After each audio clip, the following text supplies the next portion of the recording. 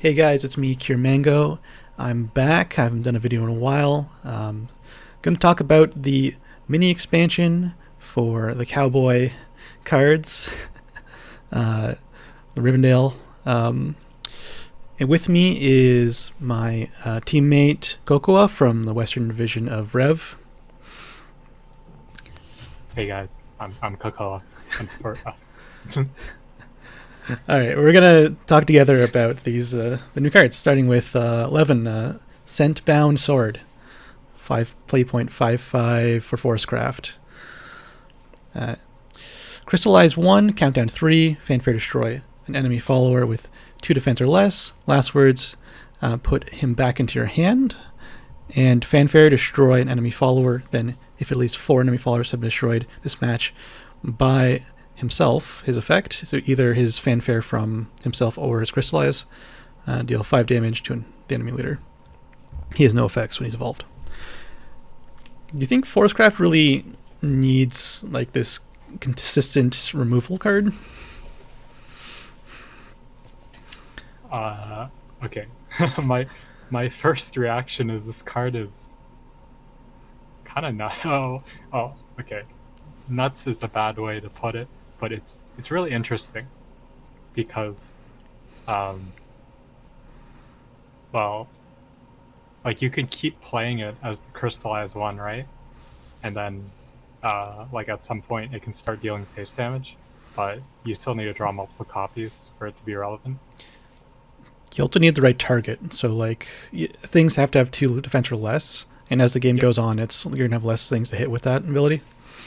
I think of note, this is really good anti-Ramiel card. Ramiel is a very potent card in the current meta. Maybe not in every single deck, but it's really good against pretty much every class that's like not Haven, because if you don't have board, then you can't deal with Ramiel. Uh, Mm-hmm. Force could have a hard time if they don't have 2 sources of damage, right? yeah, But this, you don't even need another source of damage. Just straight up removes it. yeah. So I guess this is more like a tempo card of anything. Um, but it doesn't really fit into the 2 current archetypes of Forest. So the 2 like popular ones are Aggro and Loxus. So Loxus, you're probably not gonna play this 4 times. I'm not sure if you need the early removal, but you could definitely try it out.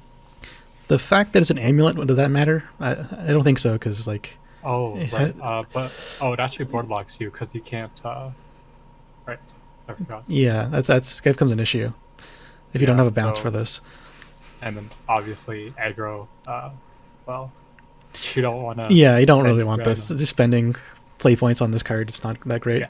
It's too slow as well. So uh, it looks like it's not going to fit in a current archetype, but it definitely could. Yeah, maybe we Uh, see control force come back, yep. some kind of late game force. But right now, tempo and aggro doesn't really want to see it. Yep. For sure. All right, next card's actually fairly interesting. Fairy Flowering, 2 play point spell, give an allied follower the ability to evolve for 0 evolution points. If you've played cards using Accelerate effect at least 2 times this match, draw a card. Then 4 times, give selected follower +2/+2, and 6 times, give Storm. This is like a huge payoff for Accelerate. We might see a deck that goes back to running every single Accelerate card in Forest. Yeah, for sure. Uh, Notably, there's that. I think there might be more than one new card, but there's a 5 mana 5/5 that was released in the base expansion. That's whenever you play Accelerate, banish a random enemy follower, and then Accelerate 1, deal 3 to a random enemy follower, I believe. So better Angel. I forgot what the full name is. Yeah, I know what you're talking about. That Yeah. we kind of fell off from that because we didn't have a good finisher for the Accelerate deck. It's Mhm. mostly moved into the tempo and aggro. So could be a great finisher because of the storm attached to the follower. Yeah, for sure. What do you want to storm? Oh, Gaia. Yeah, like yeah, you can usually run Gaia, right? So that's a pretty easy target, and then a lot of other things that and anything that can maybe attack twice. Do they still have a thing attacks Oh, twice? um, don't think. Oh, they have. Wait, no, Shamu can't. No. Yeah. And then Shamu just has Storm Rin and base, Ren so you cannot. probably don't want that anyways. I guess of note, Chipper Stiffer is probably still insane. So Yeah. maybe it'll be enough. This card will be enough to bring Accelerate for us back. Yeah, it also replaces itself. Like, I was just thinking that a card that evolves a follower and then replaces itself is already pretty good. Yep. Especially in Forcecraft. Like, very high value. Yep. Very good. We can see probably a new deck come out of this. If not now, in the next expansion. For sure. Alright, first is the Swordcraft Legendary. He's a commander. Wolfrid, Sky Captain, 4-play with 4/4. Mr. Can prep coins back. He can evolve for 0 evolution points, but he only gets +1/+1 on the Evo instead of +2/+2. And if you evolve all followers in your deck, if all your followers in your deck are officers, excluding himself, give those followers +2/+2. Okay. Interesting card again. I guess I'd have to. Okay. I think first reaction is no, because Amelia herself is too good to justify cutting all cards in your deck, or cutting her. But +2/+2 can be really good. But the issue is it's in your deck, right? And it's not in your hand. So you're going to have to start drawing to actually get the value. Yeah, the fact that it's card in your hand, like if you can't combo it into a quick player you already have, so you have to draw into a quick player later. So you have to get this guy out really early to get the value out. Drawing him late is not that great. The good thing is that you have Gelt, and then you can also run Castle or King's Welcome and guarantee draw this. So it's actually extremely likely you get this. Yeah. But very terrible card going first because you have to play it on turn 5. Like, what are you going to do with the 1 mana? Like, play a quick player that's not buffed? We got a new 1-drop, actually, the gold card, that is probably going to go into that deck, but like still, the filler's not great, and you want to evolve this immediately, so even on 5 it's slightly awkward. And really, a free evolve in Swordcraft is not that much value. And other classes would be, but Swordcraft has enough of them that it's not even that impressive. This is very true. Okay, wait, let me very quickly see if I can even filter by rotation. I'm just trying to remember what it's just a value card, but you're cutting other valuable cards. You're cutting, like, the base deck for StarCraft is a commander deck, pretty much. Yeah. It runs all the good commanders and then some officers to draw off Amelia that have a value, like Gelt drawing you another commander, or Lancer to use commanders in your hand to get the value with the Bane the Shield. Yep. So it's mostly a commander deck, so you're cutting pretty much all of the good cards in SwordCraft. So maybe, like, if you're a budget player, it could be okay, because most of the officers are silver and bronze. But other than that, like, it's really tough to warn a deck about this. Has good synergy with, like, Tsubaki. Like, your 3/2 is now a 5/4. That's pretty good. Yeah, like, but the thing is, you have to play this first. So yeah, if it's even an aggro deck, it's really kind of awkward. Maybe a rally Swordcraft. Yeah, and you can't run Furin though. Yeah, you can't run Wind God because it's a neutral. Yeah. So that's actually a big deal. Make Furin an officer. Yeah. And then we'll see play. Okay, maybe it's insane, but I don't see it. Yeah, it's hard to say right now. But the next card actually goes right into the deck. The Radical Gunslinger, 1/1 with Bane. I already feel that's a good stat line. Just a 1-drop with Bane, and then give your leader the following effect whenever an allied amulet comes into play. Add 1 to your rally count. This effect does not stack and lasts the rest of the match. When you evolve, deals 3 damage to an enemy follower and summon a dutiful steed. So pretty much all of your amulets now count for rally. Does this matter? Your rally payoffs are Thief, Wind God, and the General, Front Guard General. The reason I asked if it matters is because, to my knowledge, they run 0 Yeah, amulets. you'd have to switch your deck around because right now there's only like 2 cards in the deck that count for rally, and it's really easy to hit 7 on Thief already. The 15 is just for really late game. Yep.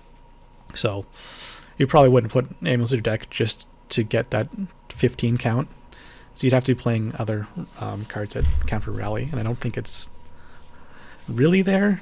Especially if you want to run Wellfrey, then you can't run Wind God. So, I guess like this would actually push a more neutral base deck because Quixotic Adventure, and then what's the lizard's name? The lizard, the 3-mana 3/3. Yeah. And then Outlaw Gunner, or whatever. The 3-mana 3/3 rally 5, summon an amulet. Yeah, and then the Outlaw is the 1-drop. Oh, sorry, no, I guess you could also run that too. Oh, actually, that would be a good idea if you're gonna run so many amulets. So this is kind of like counter-intuitive, or sorry, counter to what Walford wants to do. Yeah, so you're probably moving in another direction. This could also be its own deck. Radical Gunslinger, Rally. But honestly, the fan probably doesn't matter that much. I feel like the Bane is already strong enough. I guess you don't have tempo, but like the evolve effect is so strong. I mean, we haven't talked about it yet, but it clears and it gets full stats and it summons an amulet too. Yeah. I think that's the +1/+1 amulet. Yeah, the Stoodle Steed is +1/+1. Yeah, so you're pretty going to clear 2 things because of the Bane. So 3 damage something, and then clear something with the Bane, and they get the +1/+1 to another follower after. So yeah, it's really high value on the Evo, but like Sword already has a bunch of things that are really high value on Evo. Yep. So it's really hard to fit that in the current Sword build, but if you're going to build a Rally Amulet Sword, then like it's going to be good on turn 1. It's going to be good on turn 4, 5. Yeah. Yeah. This is definitely like aiming for a faster like win condition because I'm not sure. I think the slower decks are still better for Sword, but like going second, for example, you always want a Ramiel evolve. Mm-hmm. So, and then you're gonna Nahato on, or not on 5, and then I don't know, play Amelia on 6 or something. So like probably Amelia on 5 and then not on 6. Yeah. The way around. But yeah, it seems like really overstated for a 1-drop. Like there's just so many things on the card, so yeah. it's probably going to be good. Yeah, probably see play. Just how good will it be? Yeah. Next card is Transcendent Simulacrum, 2 play 1/2/2. Has enhanced 5, gain the ability to attack 2 times per turn and evolve this follower. Oh. It can't be destroyed by effects, and has strike if there are more than 20 cards in your deck. Banish cards from your deck until there are 20 cards left.